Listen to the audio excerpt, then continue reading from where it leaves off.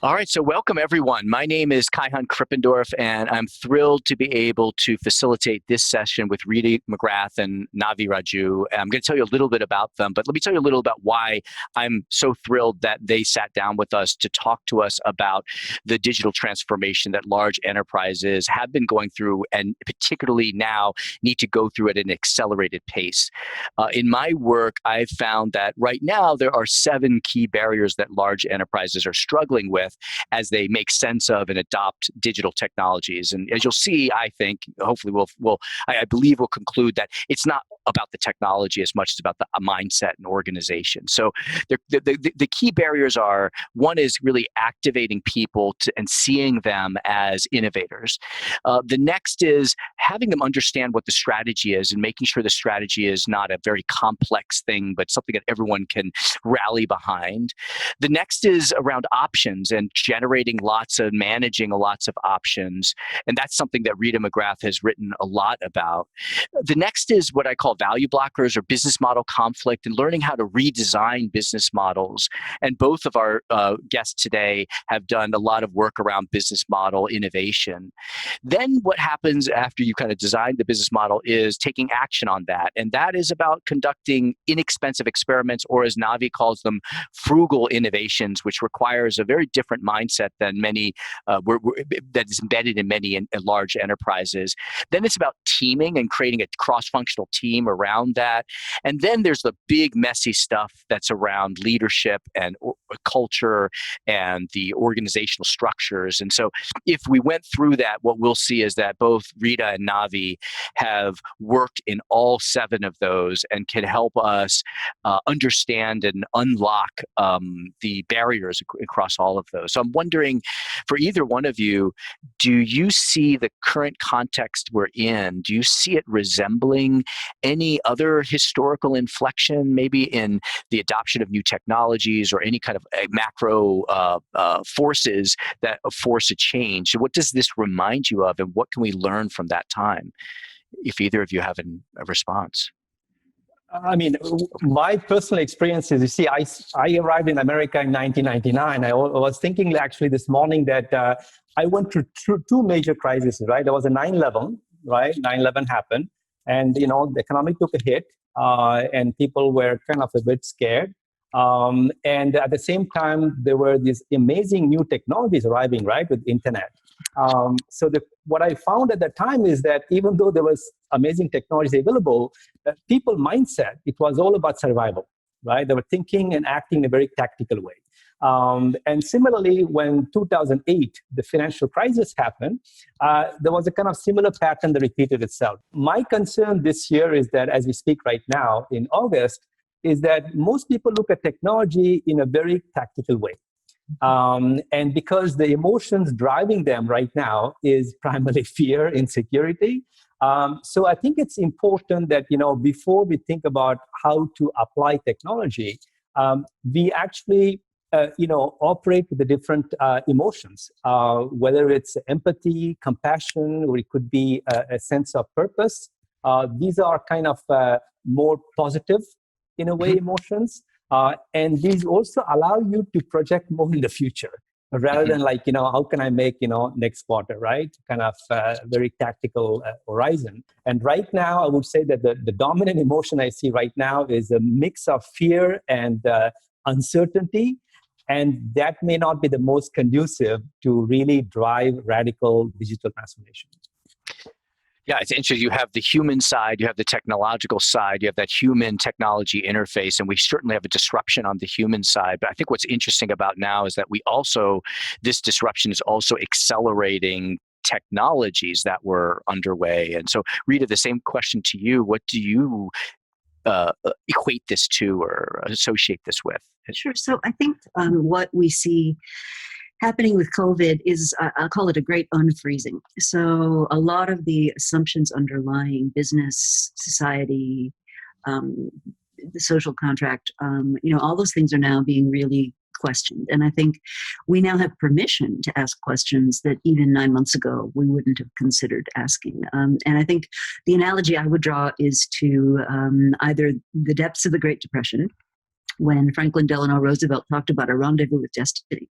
and said, we can't have the critical means of production in the hands of a few people. We need to broaden prosperity more broadly.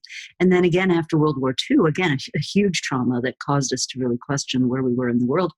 When business leaders got together and said, our main commitment is to create good jobs in this economy. What they were staring at was 30 million people who, are trained in combat, coming home and not having jobs for them. I mean, that's not a socially very harmonious thing to be contemplating. And they said, our role as business people and in alliance with the government sector and other sectors is to ensure the health of our communities. We're going to create good jobs. We're going to be helpful to the community. We're going to do, a lot of things. And that is a consensus that really got very disrupted in, I would say, beginning in the late 70s through now, where we've essentially had income inequality at levels that are just not sustainable. We've had many people calling for the reinvention of capitalism. We've had many people saying, no, we need a new and different social contract.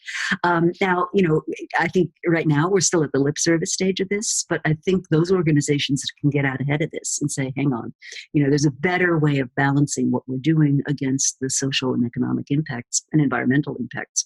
I think those are the companies that are more likely to get out ahead of this. Rita, if you could look back at the Great Depression and you look at which organizations thrived and which ones fell behind, what else do you see as, say, key success factors or insights that we can adopt to try to be those that thrive? Well, let me give a couple of statistics.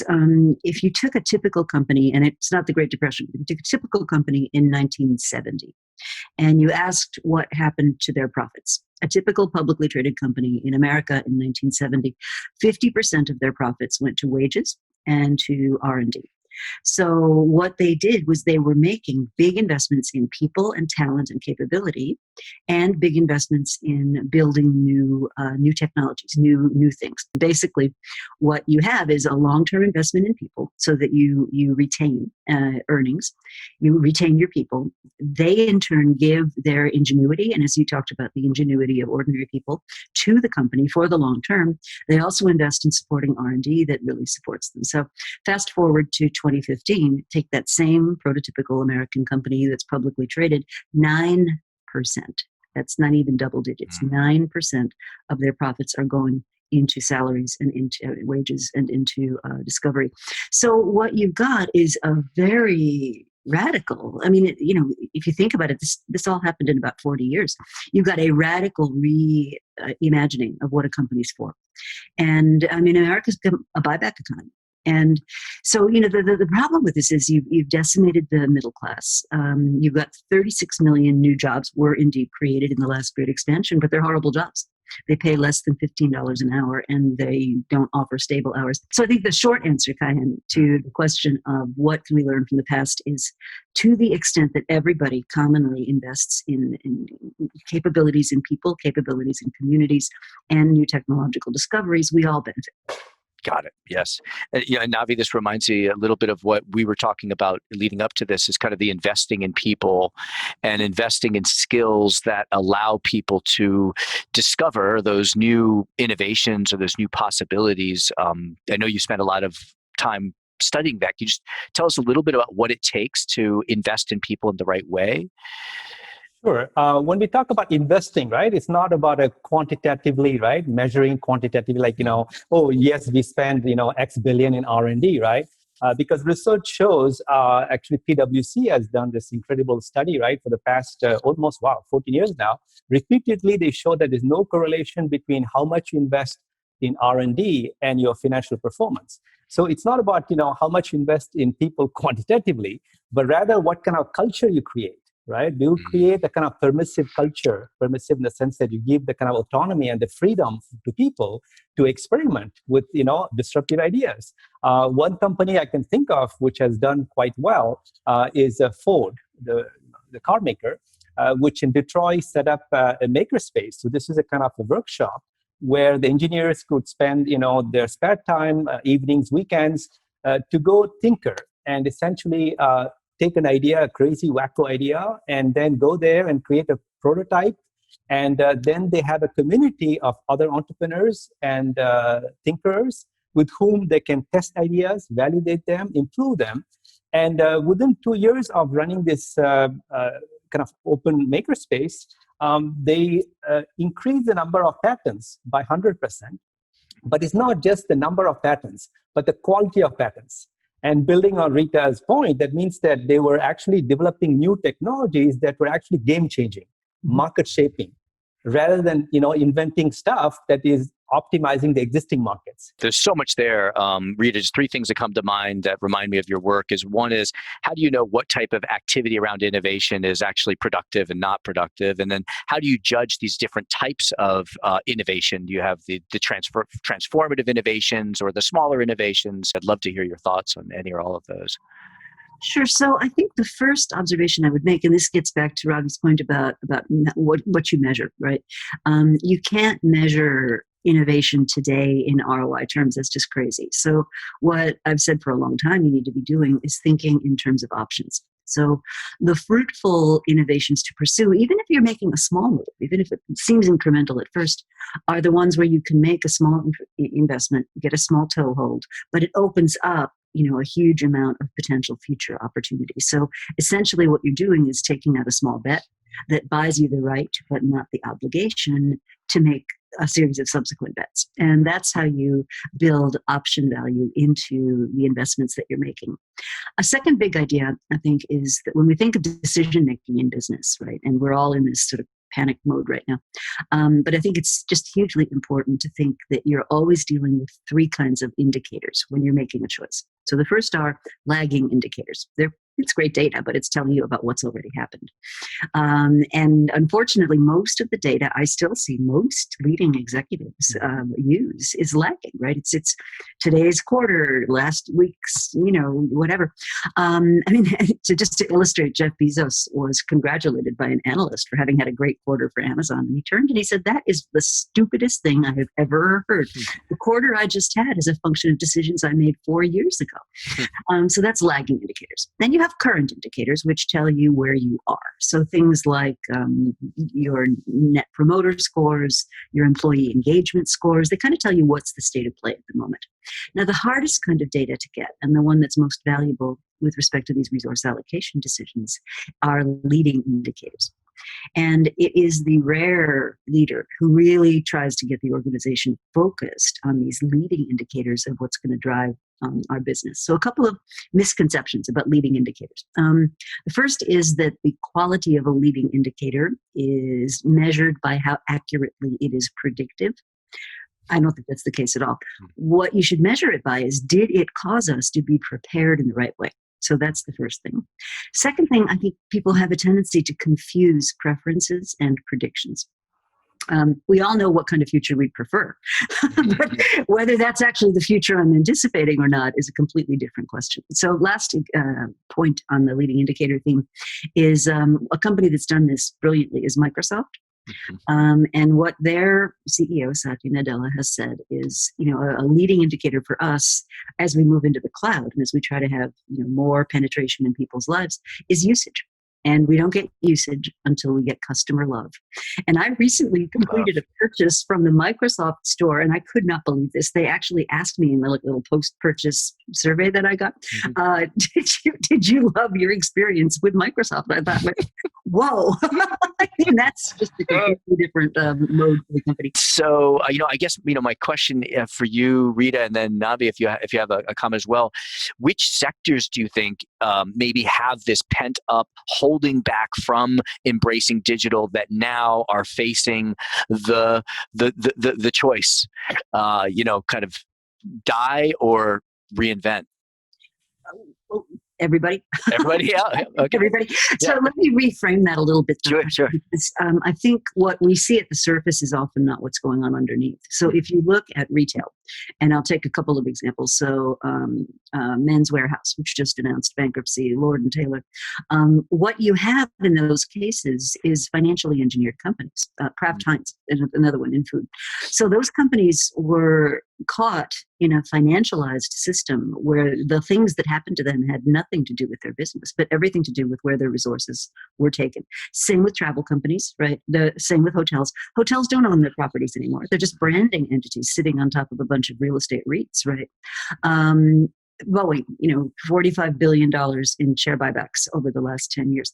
So a lot of these companies are living with self-inflicted wounds. And part of what I'm really hoping we come out of this situation with is a much greater realization that you weaken yourself so much by having these weak balance sheets, by having so much debt, by just giving out so much resources to shareholders, that when there's any kind of bump in the road, if you look at a lot of those retailers, they were struggling before this happened. The sector that I would pick up, Kaihan, which I've been always obsessed about, is healthcare. Especially since I came to this country. I mean, you talk about being Indian and French, right? We have a social safety net, right? The healthcare is universal, right? In France, and it's publicly funded. Of course, in this country, it's private. But the scary thing about America is that, we spend the most on healthcare per capita. But if you look at all the indicators, right, we don't do well. As a matter of fact, even life expectancy, right, is stagnating, which is an aberration for, the world's richest country. And then we saw during this crisis how dysfunctional the healthcare system is. So I actually see, and there are some examples I'll give you which are mind-boggling. What's happening is that the hospitals, right, the big hospitals, the HMOs as we call them, they are beginning to innovate. They are setting up their own innovation center. So 2 examples which are really disruptive. There is an initiative called Civica RX, which is about 1,000 hospitals, which I believe account for 60% of spending in this country, are ganging together to produce their own generic drugs. So they are saying, look, I don't want to buy drugs from big pharma because its prices jack up, right, unpredictably, or there's a supply shortage, right, like right now. So I want to be self-reliant, right? So the power is shifting from supply side, right, to demand side. That's for the drugs. Then you look at, I'm writing a case study on Penn Medicine, which is part of the University of Pennsylvania, the oldest medical school in America. And they have their own innovation center, right? They are massively transitioning to telemedicine. So that's everybody does that. But they're also developing their own medical devices, right? Which are more affordable, right? Easy to use, right? So, and of course they use technology, right, to accelerate this whole process. So that fascinates me, right? If healthcare, which is such an important sector in this country, can be disrupted not by outside actors, but within, where the demand side, right, the hospitals say, I'm going to actually self-empower myself by ganging together. So this is the last thing I would say, is that one big trend we are going to see from this crisis is this notion of B2B sharing, where businesses like hospitals, right, start sharing the resources and say, why don't we optimize, each other's assets? What would be your agenda for a CEO that is thinking digital transformation? I've been resisting it, and now in COVID, I need to prepare my company for the uncertainty that we're facing. What would be your top few things on that agenda? I have something a bit radical, and I'm going to use Decathlon as an example. And what this company Decathlon is doing, and they started a year ago. You can visit it. It's called Decathlon 2030. It's the world's largest exercise I know, where they're using digital technologies to co-create the vision of the company. So what Decathlon of the future will look like by working with 1 million people who include their employees, about 200,000, as well as their customers. That's important because young customers particularly want to co-create with brands, not only products, but potentially new business models, and their suppliers and the partners, okay? And what is fascinating is that they started exercise 1 year ago using open innovation platforms, right, to brainstorm and ideate, etc. And then COVID happened. So they basically ended up creating a vision for what the whole company should move towards for the next 10 years. And then they made a bold decision last week that they renamed that from Vision 2030 to Vision 2021. Wow. They said, we are not going to wait 10 years to implement this vision, right? We are going to roll it out in the next 12 months. And by the way, the vision have to do with redefining, the industry of sports in the future, redefining cities, communities in the future, and the planet, right, with the climate change, etc. So that, I think, is an important kind of framework to think about, like, what are you reinventing, right? Are you reinventing with technology the what, how? If you do that, you're just optimizing. I call it optimizers. You redefine the why. That is what I call leapfrogging. But then, like Decathlon, you can redefine the who fundamentally, right? And in which case, you become a trailblazer. So it's a choice about, how bold you want to be. Mm-hmm. Yes. I think that going from 2030 to 2021 really captures nicely what we're living right now. Right. Yeah. Beautiful. And how about you, Rita? What would be your advice here, talking to a CEO? Well, I think the first piece of advice sort of echoes what Navi was saying, which is you really need to go back and relook at your strategy, right? So what customers are you serving? What's your reason for being here? What's your mission on this planet? And then that needs to flow through to how you're spending your resources. So I would use a portfolio model and really look at, what are we investing in that's sort of here and now? What are we investing in that's near field? What are we investing in that has that kind of options flavor that I talk about? And I think that's a major thing. I also think there's a need to really think about what you're going to stop doing. And there's an awful lot of activity going on right now, which is sort of just kind of a continuation of what we were doing before without anybody really asking what. So to pick a sector near and dear to my own heart, look at higher education all across the country. They do not know what to do if we can't have in-person instruction safely.